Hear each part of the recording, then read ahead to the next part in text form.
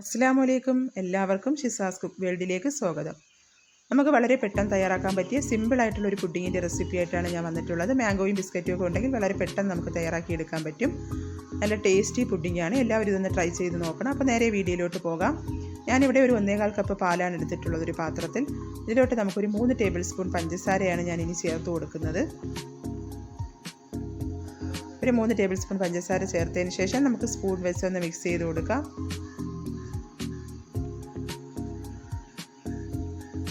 ഇനി നമുക്ക് flame on ആക്കി വെക്കാം. അതൊന്ന് തിളച്ച് വരട്ടെ. ഞാനിവിടെ ഒരു 1/4 കപ്പ് പാൽ ഒരു ചെറിയ ബൗളിൽ എടുത്തിട്ടുണ്ട്. അതിലോട്ടൊരു 3 ടേബിൾ സ്പൂൺ കസ്റ്റാർഡ് പൗഡറാണ് ഇട്ട് കൊടുക്കുന്നത്. അത് നല്ല ലംസ് ഇല്ലാതെ നമുക്കൊന്ന് മിക്സ് ചെയ്തെടുക്കണം. അതിപ്പോൾ ഇവിടെ മിക്സ് ചെയ്തെടുത്തിട്ടുണ്ട്. ഇനി നമുക്ക് ഈ തിളച്ച് വരുന്ന പാലിലോട്ട് അത് ഒഴിച്ചു കൊടുക്കാം. എന്നിട്ട് സ്പൂൺ വെച്ച് നല്ലതുപോലെ മിക്സ് ചെയ്ത് കൊടുക്കാം. ഇനി ഇതൊന്ന് നല്ലതുപോലെ കുറുകി വരണം. ഇപ്പോൾ ഇവിടെ ഏകദേശമൊക്കെ ഒന്ന് കുറുകി വന്നിട്ടുണ്ട്. നല്ലതുപോലെ കുറുകി വന്നതിന് ശേഷം നമുക്ക് ഫ്ലെയിം ഓഫ് ചെയ്യാം. ഇനി ഞാനത് വേറൊരു ബൗളിലോട്ട് മാറ്റുന്നുണ്ട്. നല്ലതുപോലെ തണുത്ത് വരണം. അത് അവിടെ ഇരുന്ന് തണുക്കട്ടെ. ഇപ്പോൾ ഞാൻ എടുത്തിട്ടുള്ളത് ഒരു മാങ്ങയാണ് ഇവിടെ കട്ട് ചെയ്തെടുത്തിട്ടുള്ളത്. അത് നമുക്കൊരു ജാറിലോട്ട് ഇട്ട് കൊടുക്കാം. ഇത് വെള്ളമൊന്നും ഒഴിക്കാതെ തന്നെ നമുക്കൊന്ന് അരച്ചെടുക്കാം. അപ്പോൾ ഞാനതിവിടെ അരച്ചെടുത്തിട്ടുണ്ട്. ഇനി നമുക്ക് ഈ തണുത്തതിന് ശേഷം ഈ കസ്റ്റാർഡിൻ്റെ മിക്സ് തണുത്ത് കഴിയുമ്പോൾ അതിലോട്ട് ചേർത്ത് നല്ലതുപോലെ ഒന്ന് മിക്സ് ചെയ്തെടുക്കണം.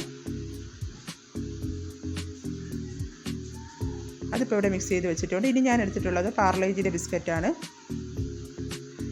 അതിനുശേഷം കുറച്ച് മാംഗോയുടെ ഒരു ജ്യൂസാണ് എടുത്തിട്ടുള്ളത്. അത് കുറച്ച് വെള്ളം പോലെ ഞാൻ അടിച്ചിവിടെ വെച്ചിട്ടുണ്ട്. അതിലോട്ട് നമുക്ക് ഈ ബിസ്ക്കറ്റ് ഡിപ്പ് ചെയ്യണം. ഡിപ്പ് ചെയ്തതിന് ശേഷം വേണം ട്രെയിൽ സെറ്റ് ചെയ്യാനായിട്ട്.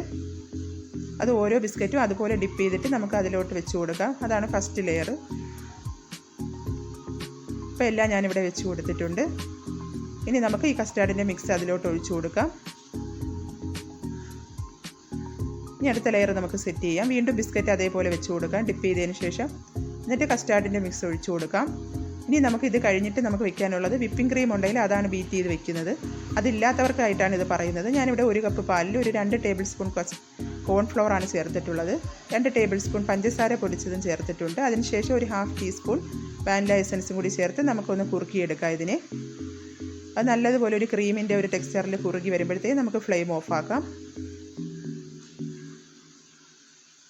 ഇപ്പോൾ ഒരുവിധം കുറുകി വന്നിട്ടുണ്ട്. ഇനി നമുക്ക് മേളിലത്തെ ലെയറായിട്ട് അത് ഒഴിച്ചു കൊടുക്കാം.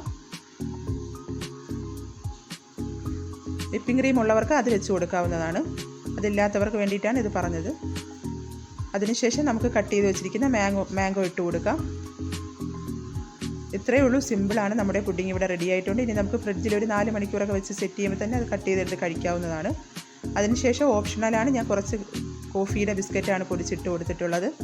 കുറച്ച് കാഷ്യൂനട്ട് ഇട്ട് കൊടുക്കുന്നുണ്ട്. അത് ഓപ്ഷണലാണ്.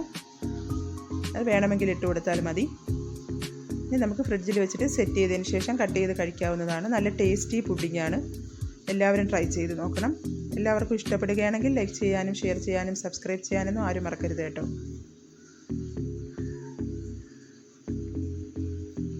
അപ്പോൾ ഞാനിവിടെ ഫ്രിഡ്ജിൽ നിന്ന് ഒരു 4 മണിക്കൂർ കഴിഞ്ഞ് പുറത്തെടുത്തിട്ടുണ്ട്. ഇനി നമുക്ക് കട്ട് ചെയ്ത് കഴിക്കാവുന്നതാണ്. അപ്പോൾ എല്ലാവരും ട്രൈ ചെയ്ത് നോക്കണം. അടുത്ത പ്രാവശ്യം നല്ലൊരു റെസിപ്പി ആയിട്ട് വരാം. Okay, thank you.